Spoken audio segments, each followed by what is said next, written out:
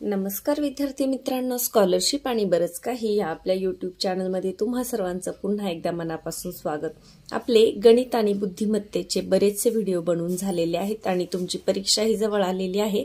तर आजच्या व्हिडिओमध्ये आपण गणित विषयाची संपूर्ण उजळणी करणार आहोत।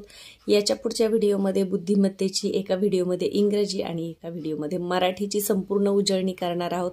म्हणजे काय होईल, उजळणीचा व्हिडिओ बघताना तुमच्या लक्षात येईल की आपल्याला कोणकोणत्या प्रकारची गणित परीक्षेला येणार आहेत। कारण लहान मुलांचं सगळंच उजळणी करून होतेच असं नाही, ठराविक विद्यार्थी असतात की ज्यांची संपूर्ण उजळणी होते, परंतु बरेचसे विद्यार्थी जे आपलं वर्गात शिकवणं चाललंय किंवा शिक्षक जे सांगतात तेच प्रश्न केले जातात आणि मग काही प्रश्न समजा एखाद्या प्रश्नाची आपली करण्याची रीत जर विसरली किंवा पद्धत जर आठवली नाही तर आपला तिथे मार्क जाऊ शकतो। म्हणून हा उजळणीचा व्हिडिओ बनवावा असं मनात आलं आणि आज आपण तो व्हिडिओ पाहत आहोत। तर गणित विषयाचा प्रत्येक प्रश्न सोडवताना आपल्याला काय काय काळजी घ्यायची, परीक्षेत कशा प्रकारची गणित आपल्याला येतात हे आज आजच्या व्हिडिओमध्ये आपण पाहणार आहोत। चला तर मग जास्त उशीर न करता व्हिडिओला सुरुवात करूया। व्हिडिओला लाईक करायला कुणीही विसरू नका। तर पहा, गणित विभागामध्ये आपला पहिला जो घटक आहे तो आहे संख्याज्ञान। मग संख्यांचं वाचन कसं करायचं त्याच्यावर आधारित आहे। संख्याज्ञानमध्ये सोपं असतं, एखादी संख्या दिलेली असते ती अक्षरात कशी लिहायची आणि अंकात कशी लिहायची हे दिलेलं असतं। तर पहिल्या याच्यामध्ये 3 अंकी संख्या आहेत, हे काही याच्यामध्ये अवघड असा काही प्रश्न नसतात। त्यानंतर दुसरा जो घटक आहे तो आहे 3 अंकीपर्यंतच्या संख्या अंकात व्यक्त करणे। आता अंकामध्ये जेव्हा अक्षरात संख्या दिलेल्या असतात तेव्हा त्या अंकात लिहायच्या। जसं पहा 666 ही संख्या अंकात कशी लिहायला आपल्याला लगेच समजतं, 666 एकक दशक शतक या पद्धतीने। त्याच्यानंतर पुढे तिसरा घटक आहे तो म्हणजे पूर्ण हजाराच्या संख्या ज्या आहेत हजारच्या संख्या, तर त्या अंकात व्यक्त करणे किंवा शब्दात सुद्धा व्यक्त करणे हे सुद्धा सोपं आहे। याच्यामध्ये लक्षात काय ठेवायचे की शतक, समजा 10 शतक म्हटलं की 10 वर शतकचे 2 शून्य द्यायचे। इथे पहा 10 शतक म्हटलं की 10 वर शतकचे 2 शून्य द्यायचे, म्हणजे ते किती होतात 1000। 100 दशक म्हटलं की 100 वर दशक म्हणजे 10 दशकचा 1 शून्य द्यायचं, मग 100 वर 3 शून्य म्हणजे किती झाले 1000। असं तुम्हाला जेही दिलं जातं, समजा 200 शतक दिलं तर 200 वर शतकचे अजून 2 शून्य तुम्ही द्यायचे आहेत। त्याच्यानंतर पुढचा जो घटक आहे तो आहे आपला 3 अंकी संख्येची स्थानिक व दर्शनी किंमत। स्थानिक किंमत म्हणजे त्याच्या स्थानाची किंमत, एकक दशक शतक, आणि दर्शनी किंमत म्हणजे आपल्याला जो अंक दिसतो त्यालाच म्हणायचं दर्शनी किंमत। एखादं उदाहरण पाहूया। पहा, आता याच्यावर शक्यतो प्रश्न स्थानिक किंमत सांगा किंवा दर्शनी किंमत सांगा असं येत नाही, तर प्रश्न कसे येतात पहा, 909 या संख्येतील 9 या अंकांच्या स्थानिक किमतीतील फरक किती। शक्यतो स्थानिक किमतीवर जर प्रश्न आला तो फरकाविषयी असतो। कधी कधी स्थानिक किमतींचा गुणाकारही विचारू शकतात, पण बऱ्याच वेळा फरक विचारला जातो। फरक विचारल्यानंतर आपल्याला वजाबाकीची क्रिया करायची, लक्षात ठेवा। मग स्थानिक किमतीतील फरक कसा काढणार, 9 आणि 9, हा 9 आहे एकक स्थानी, हा आहे शतक स्थानी, म्हणजे 900 वजा 9 ही वजाबाकी तुम्हाला करायची आणि मग ते वजाबाकीचं जे उत्तर येणार आहे ते असणार आहे तुमचं उत्तर। तर 900 मधून 9 गेल्यावर किती उरतील 891। आता हे मी तोंडी केले, मुलांनी तिथे कच्चं काम करून करायचं आहे। त्याच्यानंतर याच्यामध्ये अजून एक फसवा प्रश्न येतो, तो म्हणजे पहा 800 या संख्येतील कोणत्या शून्याची स्थानिक किंमत जास्त असेल। आता पहा, हा शून्य एकक स्थानी, हा शून्य दशक स्थानी, मग एकक स्थानच्या, दशक स्थानच्या, शतक स्थानच्या तर शून्य नाहीचे, दोघांची सारखी। आता शून्य हा एकक स्थानी असला काय, दशक स्थानी असला काय, शून्याची किंमत शून्यच राहते। दशक स्थानी असले म्हणून आपण 2 शून्य लिहिले तर त्यांची किंमत वाढणार आहे का, नाही। तर हा एक फसवा प्रश्न आपल्याला परीक्षेमध्ये येऊ शकतो। तर लक्षात ठेवा, शून्याची स्थानिक किंमत ही नेहमी शून्यच असते, कारण तुम्ही 1 वेळा शून्य लिहिला, 2 वेळा लिहिला, 5 वेळा लिहिला, 10 वेळा लिहिला तरी त्याचा अर्थ काय होतो, शून्य हाच होतो। एक तर याच्यामध्ये फरक येतो स्थानिक किमतीचा, किंवा कधी कधी बेरीज येते, किंवा मग कोणती जास्त आहे विचारलं जातं, कोणती जास्त कोणती कमी विचारलं तरी आपल्याला काय करायचंय, वजाबाकीच करायची आहे। आणि शून्याच्या स्थानिक किमतीचा जेव्हा प्रश्न येईल तेव्हा लक्षात ठेवा, शून्याची स्थानिक किंमत हे नेहमी शून्यच असते। यानंतर 5वं जे प्रकरण आहे ते आहे 3 अंकी संख्येची विस्तारित रूपात मांडणी। विस्तारित रूपामध्ये मांडणी आपण शिकलेलो आहे। पहा 202 या संख्येची विस्तारित मांडणी कोणती? 200 अधिक 2। पहा पहिलाच पर्याय आहे तुमचं उत्तर 200 अधिक 2, 202। पण इतका सरळ प्रश्न शक्यतो पेपरला येत नाही। पेपरला प्रश्न येतात कसे? पहा या प्रकारचे प्रश्न येतात 4 अधिक 40 अधिक 800। आता देताना त्यांनी उलट दिले, आपल्याला काय करायचं? फक्त यांची बेरीज करायची। मोठं कोण आहे? 800, त्याच्यानंतर 40 म्हणजे 840 आणि 4 म्हणजे 844। कुठे आहे? पर्याय क्रमांक 2। कच्चं काम न करता या प्रकारचे प्रश्न तुम्ही तोंडी सुद्धा सोडवू शकता। तर लक्षात ठेवा, असं येतं तेव्हा 4ने जरी सुरुवात असली तरी 4 एकक आहे, लक्षात ठेवा। त्यामुळे मोठ्या अंकामध्ये हे मिळवायचे किंवा सरळ उभी मांडणी करून यांची जरी तुम्ही बेरीज केली तरीही हा प्रश्न तुमचा चुकणार नाही। अजून स्थानिक किमतीवर आधारित कसे प्रश्न येऊ शकतात? तर पहा आता 400 म्हणजे अंकामध्ये न देता तुम्हाला शब्दामध्ये देतील 400 अधिक 60 अधिक 8। मग तुम्ही काय करायचे? 400 लिहायचे। पहा 400 अधिक 60 अधिक 8 तर विस्तारित मांडणीने विस्तारित मांडणी असलेली संख्या कोणती? संख्या सांगितली ना, मग जे दिलंय ते लिहून घ्या। 400 अधिक 60 अधिक 8 बेरीज वजाबाकी करताना एकक खाली एकक मांडायचे आपण शिकलो। पहा 8 8 6 6 आणि 4 4 468। कच्चं काम न करता तोंडी सुद्धा आपल्याला येईल, परंतु ज्यांना जमणार नाही किंवा चुकण्याची भीती वाटते त्यांनी सरळ गणित इथे मांडून घ्यायचं आहे। अजून याच्यामध्ये एक प्रकार येतो तो म्हणजे पहा असं 750, 750, 850 या प्रकारे। आणि आपण अंक लिहायला शिकलोय 100, त्यानंतर 125 म्हणजे 125, 150। पहा एका व्हिडिओमध्ये मी दाखवलं होतं तुम्हाला, हे आहे 100, मग त्याच्यामध्ये 25 मिळवले झालं 125, 50 अजून 25 मिळवले झालं 150, मग अजून 25 मिळवले हे झालं 250, मग 200, मग 250 म्हणजे 225, 250 म्हणजे 250, 350 म्हणजे 275। याप्रमाणे 25 25 25 मिळवत गेलं की आपल्या संख्या या तयार होतात। असं सुद्धा उदाहरण येतं पहा 750 या संख्येची विस्तारित मांडणी कोणती? आता 750, पावणे म्हणजे पाव उणे, 700ला पाव उणे आहेत म्हणजे तो अंक कशाने सुरू होणार आहे? तर 6ने सुरू होणार आहे। 750 म्हणजे पहा 600 आणि 25 होईल का? नाही। 670 आणि 5, 70 आणि 5 75 म्हणजे 675। तर हे बरोबर आहे। तर हे होईल का? 650 आणि 7 57, हे नाही होणार। तर आपलं उत्तर काय असणार आहे? 670 आणि 5 75, 675 म्हणजे 750। तर फक्त योग्य। तर या पद्धतीचं उदाहरण तुम्हाला विस्तारित मांडणीवर येऊ शकतं। यानंतर 6 नंबरचं जे आपलं घटक आहे तो आहे 3 अंकी पर्यंतच्या संख्यांचा लहान मोठेपणा। तर संख्यांचा लहान मोठेपणा आपल्याला ह्या संख्या बघून लगेच समजतं। आता 402 आणि 420 मग या बाजूला तोंड करायचं, सारखे असले तर आपल्याला बरोबरची खूण करायची। बरोबर म्हणजे सारखं, पण प्रत्येक वेळेला इतकं सोपं उदाहरण येतं असं नाही। तर उदाहरणं परीक्षेला कशी येतात? पहा या पद्धतीची उदाहरणं येतात। तर ह्याच्यामध्ये काय करायचं आपल्याला? ह्या ज्या दिलेल्या क्रिया आहेत त्या पूर्ण करायच्यात आणि नंतर मग मध्ये काय येणार आहे हे हे ठरवायचं। जसं आता पहा पहिल्यांदा सोपं उदाहरण घेऊया आपण बेरजेचं। आता हे उदाहरण पहा 400 अधिक 50 म्हणजे किती झाले? 450 आणि 50 अधिक 400 म्हणजे सुद्धा किती झाले? 450। मग इथे कोणतं चिन्ह येईल? बरोबरचं चिन्ह येईल, पर्याय क्रमांक 3। इथे पहा इथे भागाकार आहे, गुणाकार आहे, मग बेरीज आहे।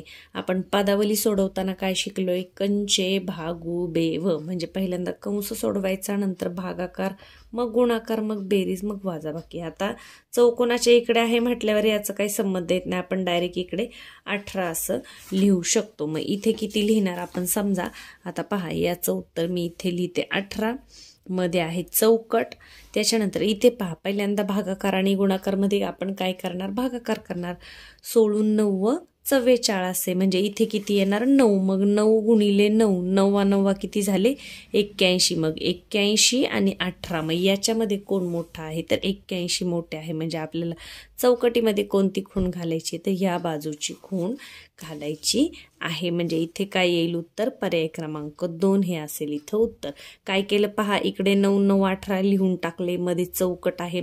आता 16 गुणिले 9 असं न करता पहिल्यांदा आपण भागाकार केलाय. भागाकार सुरुवातीला करायचा असतो, मग गुणाकार, मग बेरीज आणि मग वजाबाकी. मग 16 9 44 आहे. तुमचे पाढेपाठ असतील तर हे उत्तर तुमचं लगेचच येईल. 16 9 44 आहे म्हणजे उत्तर आलं 9. 9 गुणिले 9 81 आणि इकडे 9 अधिक 9 18. मग 81 आणि 18 मध्ये मोठे कोण आहे 81, म्हणजे या बाजूला अशी आपली खूण आली पाहिजे. तर ही जी उदाहरणं असतात ती काय करायची, इथं लगेच मध्ये कोणतं खूण येईल ही घाई करायची नाही. तुम्हाला हे सोडवायचं आहे आणि नंतर मग इथलं चिन्ह तुमचं ठरणार आहे. जसं पहा 70 7 800. आता 70 पासून सुरुवात करणार का नाही, जो मोठा अंक आहे तिथून सुरू करा. 800, त्याच्यामध्ये 70 मिळवले 870 आणि अजून 7 मिळवले 877. झालं तोंडीचं उत्तर. इथे पहा 770 आणि 8 म्हणजे 778. मग 877 मोठे की 778 मोठे, तर 800 वाले मोठे असणार, म्हणून या बाजूचं जी खूण आहे ती असणार आहे तुमचं उत्तर, पर्याय क्रमांक 2. तर या पद्धतीने संख्यांचा लहान मोठेपणा ठरवताना अशी उदाहरणं तुम्हाला येतात. आता 7वा महत्त्वाचा घटक आहे तो म्हणजे दिलेल्या अंकांवरून संख्या तयार करणे. तर आपण संख्या तयार करायला शिकलोय, मोठ्यात मोठी लहानात लहान. आता 3 अंक जर तुम्हाला दिले असतील तर मोठ्यात मोठी संख्या कशी करायची, मोठ्या अंकापासून सुरुवात करायची. समजा 8 4 5 हे अंक दिलेत आणि तुम्हाला सांगितलं की मोठ्यात मोठी संख्या तयार करा. मग मोठा अंक सुरुवातीला, त्याच्यानंतर त्याच्यापेक्षा थोडासा छोटा आणि शेवटी सगळ्यात छोटा. लहानात लहान संख्या सांगितली तर लहान अंकापासून सुरुवात करा. पहिल्यांदा 4, मग 5, मग 8. आणि संख्या तयार करताना जर 0 आला तर मोठी संख्या तयार करताना 0 शेवटच येणार. परंतु लहान संख्या तयार करताना 0 किती नंबरला घ्यायचा आहे, 2 नंबरला घ्यायचा आहे. आपण याच्यासाठी सेपरेट या प्रकरणावर व्हिडिओ बनवलेला आहे. जर तुम्ही पाहिला नसेल आणि तुम्हाला सरावाची गरज वाटत असेल तर नक्की पहा. समजा इथं मी हे दिलं की यापासून लहानात लहान संख्या तयार करा. तर 4 5 8 0 यापासून मला लहान संख्या तयार करायची. 0 आहे, 0 किती नंबरला घ्यायचं आहे, 2 नंबरला घ्यायचं आहे. लहान अंक कोणता आहे, या 3 मध्ये 4 आहे. 2 नंबरला मला 0 घ्यायचं म्हणून मी 0 इथे लिहिणार. नंतर 5 आहे असा आणि 8 आहे असा. 0 लहान संख्या तयार करताना 0 हा दुसऱ्या स्थानावर घ्यायचा आहे. मोठा अंक तयार करताना मात्र मग 0 आहे त्या स्थानावर. याच्यापासून मोठा अंक कसा होईल, सगळ्यात मोठी संख्या 8, नंतर 5, नंतर 4 आणि शेवट काय येईल 0, म्हणजे 8540. लक्षात ठेवा, मोठा अंक तयार करताना 0 शेवटच येतो, पण लहान संख्या तयार करताना 0 हा कुठे घ्यायचा आहे, आपल्याला दुसऱ्या स्थानावर घ्यायचा आहे. हेच याच्यामध्ये महत्त्वाचं आहे. त्याच्यानंतर पहा, मग दिलेल्या अंकांपासून संख्या तुम्हाला तयार करता आल्या पाहिजे. जर तुम्हाला 3 अंक दिले तर त्यापासून 3 अंकी संख्या सांगितल्या तर मग मात्र 4च संख्या आपल्या तिथे तयार होतात.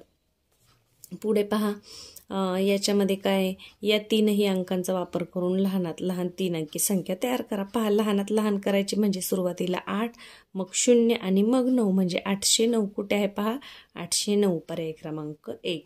आणि ह्या संख्या वाचल्या तरी तुम्हाला कळणार आहे. पहा 809 890 908 आणि 89. ही तर काही 3 अंकी होतच नाही. या पद्धतीचे प्रश्न अगदी सोपे असतात संख्या तयार करणे.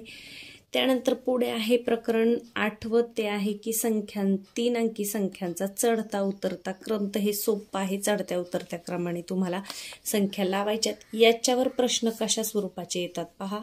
याच्यावर प्रश्न येताना सरळ सरळ अगदी प्रत्येक वेळेस चढता उतरता क्रम लावा असं न येता पहा, खालीलपैकी कोणत्या गटातील संख्या उतरत्या क्रमाने लिहिलेल्या आहेत. म्हणजे तुम्हाला गट दिल्या जातात आणि मग तुम्हाला ओळखायचं आहे. आता पहा, उतरत्या क्रमाने उतरता क्रम म्हणजे पहिल्यांदा मोठा अंक, मग पहा 200 200 200 सारखं आहे. दुसरं पहा 45 84 48 आहे का, 45 नंतर उतरताना 84 लागेल का, नाही.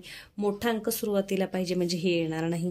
पहा 800 800 700 ठीक आहे. मग दुसरे अंक 2 पहा 97, 76 आणि 89, म्हणजे हे बरोबर आहे.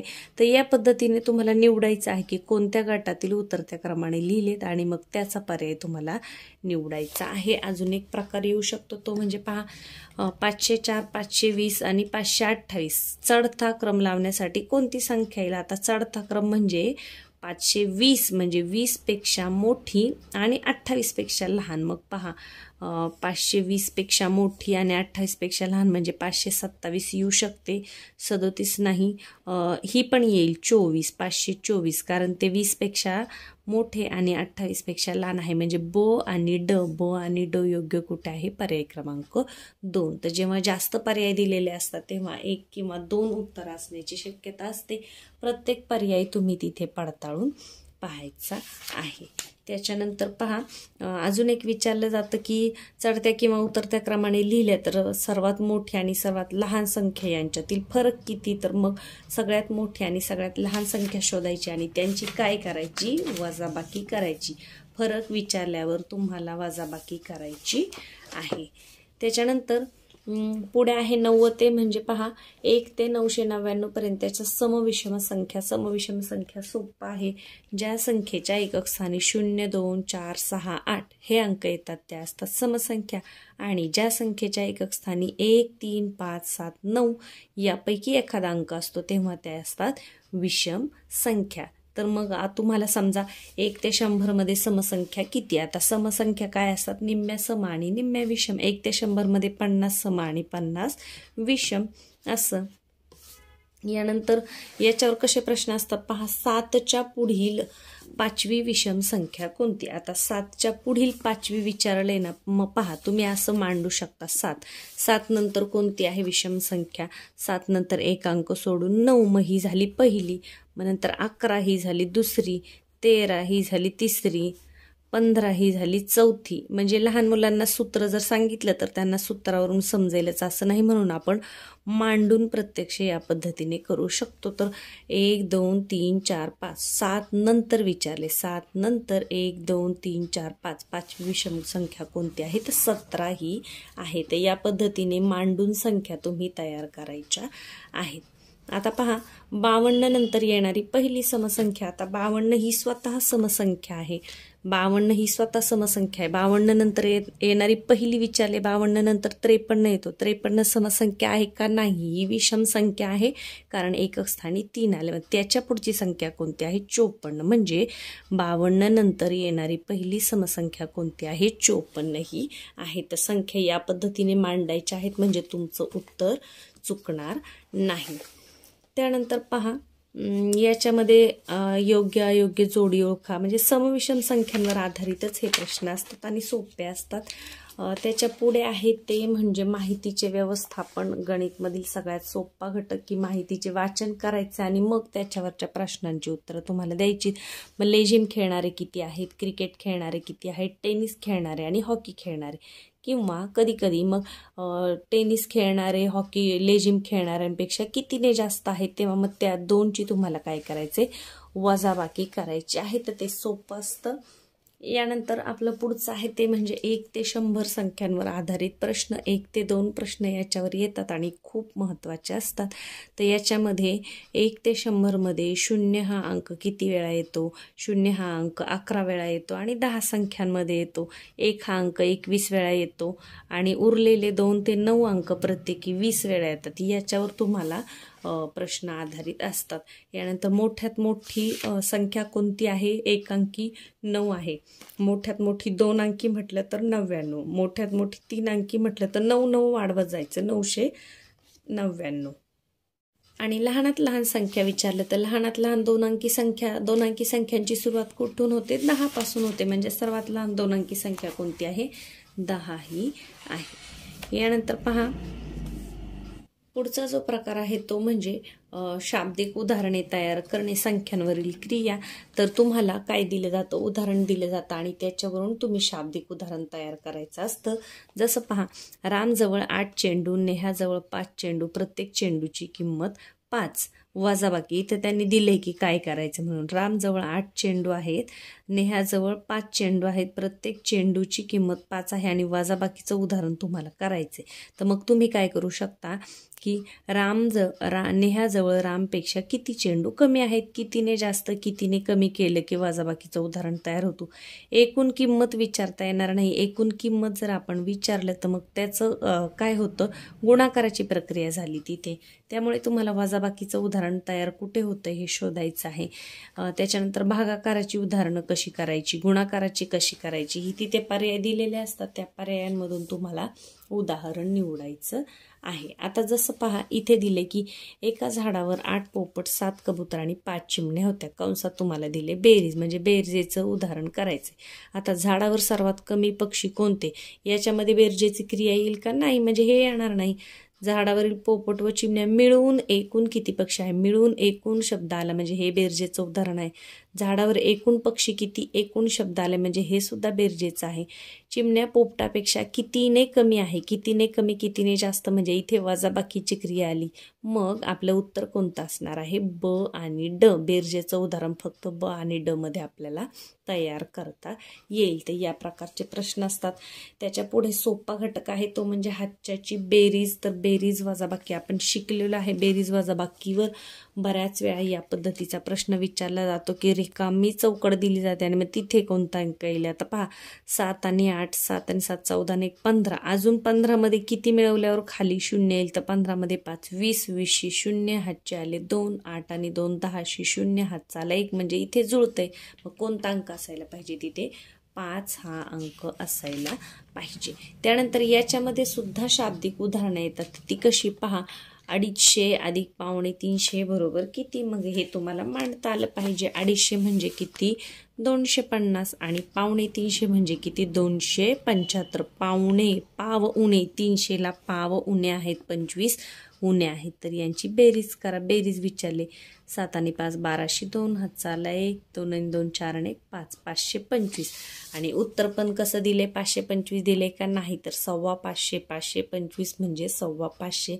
तर संख्या अंकात आणि अक्षरात तुम्हाला लिहिता येणं पटापट हेही तितकंच महत्त्वाचं आहे. त्याच्यानंतर आहे ती म्हणजे वजाबाकी. तर वजाबाकीमध्ये सुद्धा याच प्रकारची उदाहरणं आहेत. शाब्दिक उदाहरणे सुद्धा असतात. पहा इथे दिले वजाबाकीचं शाब्दिक उदाहरण, 950 वजा 225 बरोबर किती, आणि खाली ऑप्शन सुद्धा तसेच आहे, 750 650.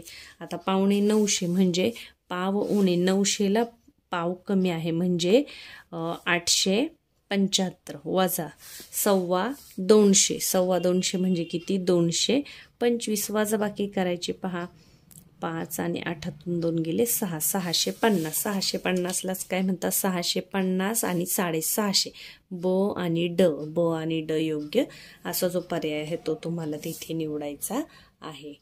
पुढे आहे पहा 3 अंकी संख्याची उसण्याची बेरीज, म्हणजे हातचा घेऊन तुम्हाला बेरीज करायची. तर याच्यामध्ये सुद्धा शाब्दिक उदाहरणे असतात. पहा 150 पाऊणशे बरोबर किती, 550 250 म्हणजे किती, यानंतर 250 मध्ये किती मिळवले की 650 होतील. तर या प्रकारची जी शाब्दिक उदाहरणं आहेत ती सुद्धा आपल्याला जमली पाहिजे.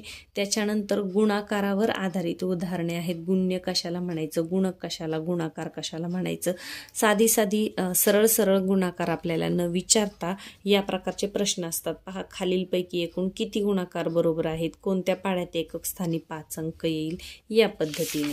तर गुणाकारावर इथे आपल्याला 2 व्यवसाय दिलेले आहेत. त्याच्यानंतर 2 अंकी किंवा 3 अंकी संख्येला 2 अंकी संख्येने गुणणे, तर ही शाब्दिक उदाहरणे याच्यामध्ये सुद्धा येतात. 2 अंकीचा गुणाकार हा तिसरीच्या मुलांना आलाच पाहिजे. शून्याचा गुणाकार सोपा आहे. कोणत्याही संख्येला शून्याने गुणलं तर उत्तर काय येतं, 0च येतं. जसं पहा आता एक उदाहरण आपण सोडूया. आता 80 गुणिले स्टार बरोबर 1200, म्हणजे 1200ला 80ला कितीने गुणलं तर उत्तर 1200 येईल. तर इथे तुम्ही घेऊन पहा 10 केलं तर येईल का, 8 10 80च येईल, हे येणार नाही. यानंतर पहा 8 दुने 16 येईल, हे पण येणार नाही. 15 28 असे हे येईल 15, आणि 25, 60, 200 हे येणार नाही, म्हणजे फक्त क योग्य हे याचं उत्तर येणार नाही. 80ला जर 15ने गुणलं तर पहा 15, 8, 20, 120 आणि हा एक 0 म्हणजे 1200 आपलं उत्तर येईल. तर आता हे पाठ असल्यामुळे हे पटापट तोंडी सुद्धा करता येतं. ज्यांना तोंडी जमणार नाही त्यांनी मग कच्चं काम करायचं आहे. वरचं एक उदाहरण पहा, 40 गुणिले 60 बरोबर किती. हे 2 शून्य आहे असे ठेवून द्या. 6 चोक 24, 24 वर 2 शून्य, 24 वर 2 शून्य म्हणजे 24 शतक म्हणू शकतो का आपण? म्हणू शकतो. 240 दशक म्हणू शकतो का? म्हणू शकतो. 2400 एकक म्हणू शकतो का आपण? म्हणू शकतो, कारण इथे 2 शून्य आहेत आणि 24 आहे. पहा हे उदाहरण कसं येईल तुमचं. 40 गुणिले 60. आता मी हे करून दाखवते मुलांना समजावं म्हणून. तर पहा 40 गुणिले 60, तर हे 2 शून्य आहे असे ठेवून द्या. 6 चोक 24 म्हणजे 2400 सुद्धा बरोबर आहे. 240 दशक सुद्धा बरोबर आहे आणि 24 शतक म्हटलं तर शतकचे 2 शून्य म्हणजे हे सुद्धा बरोबर आहे. तर ब, क आणि ड योग्य असं तुमचं उत्तर असणार आहे. इथे पहा कोणत्याही संख्येला शून्याने गुणलं तर उत्तर शून्यच येतं. त्याच्यामुळे कितीही मोठा गुणाकार दिला आणि त्याच्यामध्ये एक शून्य असला तर तुमचं उत्तर काय असणार आहे? 0 हेच असणार आहे. रिकाम्या चौकटीमध्ये जेव्हा अंक शोधायचा असतो तेव्हा दिलेल्या पर्यायामधला एक एक अंक ठेवून पाहायचं की खाली आपलं उत्तर बरोबर येतंय का. आता जसं इथे मी तुम्हाला सांगते पहा, 2 दुने 4 बरोबर आहे. मग इथे कोणता अंक ठेवावे की खाली 0 येईल? 3 ठेवलं तर येईल का? 3 दुने 6 होईल. 2 ठेवलं तर येईल का? 2 दुने 4 होईल. 4 ठेवलं तर येईल का? 2 चोक 8 होईल. मग 0 ठेवलं तर 2 शून्य 0 होईल, म्हणजे इथे काय येणार आहे? 0 येणार आहे. तर पर्यायामधला एक एक अंक घ्यायचा आहे आणि तो तुम्ही तिथे ठेवायचा आहे. त्याच्यानंतर पुढे येतं ते म्हणजे भागाकार. तर भागाकार खूप महत्त्वाचा आहे. आडवा भागाकार आपण शिकलेलो आहे. आडवा भागाकार जर तुम्हाला येत नसेल तर अजूनही तुमच्याकडे वेळ आहे की तुम्ही आडवा भागाकार शिकून घ्या. महिन्याभराचा वेळ आहे. इथे भागाकारमध्ये तुम्हाला आवश्यक आहे ते म्हणजे विभाज्यतेच्या कसोट्या माहीत असणं. 2ची कसोटी काय आहे की ज्या संख्येच्या एकक स्थानी 0, 2, 4, 6, 8 असतात म्हणजे समसंख्या असेल तर 2 ने भाग जातो. 3ची कसोटी येते इयत्ता 3रीला, तर अंकांची बेरीज जर 3च्या पटीत येत असेल तर त्या संख्येला 3 ने भाग जातो. जसं ही एक संख्या आहे 5 आणि 1 6, 6 आणि 0 6, 5 आणि 1 6 आणि 0 6. मग 6 आहे 3च्या पाड्यात आहे म्हणजे याला 3 ने भाग जाणार आहे. 9 आणि 1 10, 10 3च्या पाड्यात नाही, याला भाग जाणार नाही. 5 आणि 5 10 आणि 1 11, याला सुद्धा भाग जाणार नाही. तर हे उदाहरण म्हणून सांगते मी. यानंतर 5ची कसोटी आहे की एकक स्थानी 0 किंवा 5 असेल तर त्या संख्येला 5 ने भाग जातो. तर विभाज्यतेच्या कसोट्या माहीत असल्या पाहिजेत आणि आडवा भागाकार तुम्हाला आला पाहिजे. आता 6 मोसंब्यांची किंमत 12 रुपये आहे, तर 12 मोसंब्यांची किंमत किती? मग सुरुवातीला तुम्हाला एका मोसंबीची किंमत काढून घ्यायची. 6 मोसंब्यांची किंमत 12 रुपये आहे. 12 भागिले 6 करा. एका मोसंबीची किंमत 6 दुने 12, 2 रुपये आहे. मग 12 मोसंब्यांची किंमत 12 दुने 24 रुपये. हे तोंडी सुद्धा येऊ शकतं, सोपं आहे म्हणून. भागाकार करताना काय करायचं? आणि एकावरून एकाची किंमत काढायची असेल तर भागाकार करायचा आहे. तर हे जो प्रत्येक घटक आहे त्याच्यावर आपण सेपरेट व्हिडिओ बनवलेला आहे. पुढचं महत्त्वाचं आहे ते म्हणजे गणिती क्रियांमध्ये अक्षरांचा वापर पदावली नाहीये हे आहे पहा. तर हे सोपं आहे. इथे फक्त तुम्हाला यांची म वजा 17 बरोबर 28, तर म बरोबर किती? म हे वजा 17 आहेत, हे इकडं घालवायचे, ते अधिक 17 होतील असं करायचं आहे म्हणजे तुम्हाला म ची किंमत मिळणार आहे. आता त भागिले 3 बरोबर 27. हे पहा, गणिती क्रियांमध्ये अक्षरांचा वापर मुलांना काय वाटतं की हे पाहिले ना प त म असं की मग त्यांना असं वाटतं हे खूप काहीतरी अवघड आणि वेगळं गणित आहे. तर हे एकदम सोपं असतं. आता बघा मी एक पहिलं उदाहरण करून दाखवते. म वजा 17 बरोबर 28, तर म बरोबर किती? आता पहा किती मधून 17 कमी केल्यावर 28 उरेल असं तुम्हाला विचारले, तर तुम्ही हे सरळ सरळ काय करू शकता? हा जो वजा 17 आहे हा इकडे घालवू शकता, त्यामुळे तो अधिक 17 होतो. वजाचा अधिक होतो, चिन्ह बदलत असतं. तर पहा 7 आणि 7 14 आणि 1 15, 5 हात चालला 1 2 आणि 2 4 म्हणजे 45 असं उत्तर तुमचं येईल. त्याच्यानंतर पहा त भागिले 3 बरोबर 27, तर त बरोबर किती? त भागिले 3 बरोबर 27. आता कितीला 3 ने भागल्यावर 27 येईल, मग हे इकडे न्या 3 पहा तर बरोबर 27 आणि हे 3 इकडे भागिले आहेत, इकडे गेल्यावर गुणिले होतात, तर भागिलेचे गुणिले करा 3, मग 27 त्रिक 81 म्हणजे 81ला 3 ने भागलं तर उत्तर तुमचं 27 येणार आहे. तर हे अगदी सोपं असतं, पलीकडच्या बाजूला न्यायचं आणि त्याचं चिन्ह बदलायचं आहे किंवा मग सरळ सरळ पाढे मोजून ते तुम्हाला शोधून काढायचं आहे. त्याच्या पुढे आहे पदावली, तर पदावलीवर आपण सेपरेट व्हिडिओ बनवलेला आहे. पदावली सोडवताना एकच नियम लक्षात ठेवायचा आहे, कंचे भागू बेव, म्हणजे सुरुवातीला कंस सोडवा, नंतर भागाकार, मग गुणाकार, मग बेरीज आणि नंतर वजाबाकी सोडवायची आहे. तर ही सगळी उदाहरणं आपण व्हिडिओमध्ये सोडून दाखवलेली आहेत. याच्यामध्ये आपण काय शिकलो पहा, जर बेरीज आणि वजाबाकी या दोनच क्रिया जर एकत्र असतील तर आपण या बाजूने सरळ सरळ करत गेलो तरीही चालतं. आता इथे पहा वजाबाकी बेरीज आहे, तर आपण हे सरळ सरळ या बाजूने सोडवत गेलो तरी चालतं.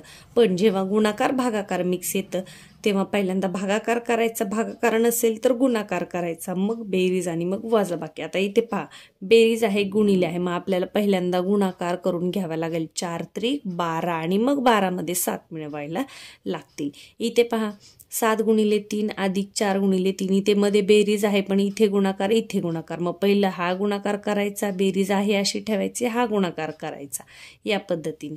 तर याचा डिटेल जर तुम्हाला पाहायचा असेल तर आपल्या चॅनलवर जाऊन तो व्हिडिओ तुम्ही पाहू शकता. त्याच्यानंतर पुढे आहे दैनंदिन व्यवहारातील एकके वापरण्याची क्षमता, म्हणजे रुपये पैसे रूपांतर. तर रुपये पैसे रूपांतर आपण शिकलोय. 1 रुपया म्हणजे 100 पैसे, अर्धा रुपया 50 पैसे, पाव रुपया 25 पैसे, 2 रुपये 200 पैसे, 3 रुपये 300 पैसे, पावणे म्हणजे 75 पैसे, सव्वा रुपया म्हणजे 125 पैसे. हे बऱ्याच विद्यार्थ्यांचा आता बऱ्यापैकी पाठ झाला असेल.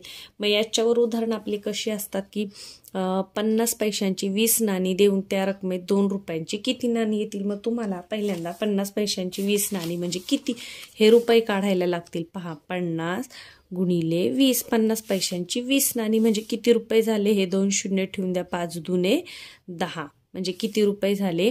पहा आता हे 50 रुपये नाहीयेत, हे 50 पैसे आहेत, म्हणजे हे 1000 पैसे झालेले. मग याचे आपल्याला रुपये करून घ्यायचे, म्हणजे 100 ने भागायचे, 2 शून्य गेले, किती उरले 10. 50 पैशांची 20 नाणी म्हणजे किती झाले, 10 रुपये झाले. तर मग 2 रुपयांची किती नाणी येतील, 2 ने भाग द्या, 2 पंचे 10. 2 रुपयाची किती नाणी येतील, 5 नाणी येतील. तर या पद्धतीने योग्य तेथे गुणाकार, योग्य तेथे भागाकार करायचा आहे. याच्यावरचे सुद्धा व्हिडिओ आपण बनवून आता चॅनलवर टाकलेले आहेत, नक्की पहा आणि प्रत्येक उदाहरण तुम्ही स्वतः सोडवा. पुढे शाब्दिक उदाहरण आहेत की मंगेशजवळ 100 रुपये होते, 20 रुपयांची वही, 10 रुपयांचा पेन, 5 रुपयांचा खोडरबर घेतला तर किती रुपये शिल्लक राहिले. बेरीज करून मग त्या 100 रुपयामध्ये तुम्हाला वजा करायचे आहेत.